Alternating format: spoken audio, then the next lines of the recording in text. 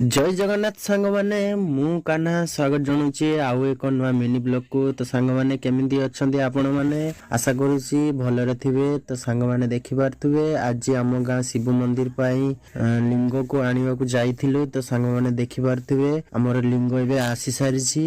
देखि पारथुबे वर्तमान लिंग को नै आमे जाउछु मंदिर भीतर को। सांग माने देखि पारथुबे काहे कि ना आउ टाइम नै। सांग माने 25 तारिख हमर यज्ञ एवं कलश यात्रा आज तो हे गेला 24 तारिख काली होउची 25 तारिख। तो आपण माने निश्चित आसीबे एवं 26 तारिख होउची हमर महोत्सव। तो आपण माने निहाती आसीबे। तो सांग माने देखि पारबे वर्तमान शिवलिंग को हमर मंदिर ऊपर को अना जाई सारची। देखि पारते सांग माने वर्तमान हमर कुंड भी सफा हे सारची सिंह लिंग स्थापन पई। सांग माने देखि पारते लिंग भी हमर आसी सारची। वर्तमान हमर कुंड भितरे लिंग को रखा जिवो। सांग माने देखि पारते लिंग एबे हमर कुंड भितरे भलो से रखी दिया जायछि सजै दिया जायछि। सांग माने देखि पारते चलंतु वर्तमान आपण मानकु देखौछि यार फाइनल लुक। सांग माने देखि पारथुबे किछि एई बडी रहिला फाइनल लुक तार मंदिर भितरे माने देखि पारथुबे। आ आपण मानकु शिवलिंगटी हमर केमिति लागुछि कमेंट माध्यम रे निश्चय जणेबे एवं मोर एई मिनी ब्लॉग टी केमिति लागुछि ताहा भी कमेंट रे निश्चय जणेबे। आज पई एतिकी पुणी देखाबा नेक्स्ट वीडियो रे। रहिली हर हर महादेव।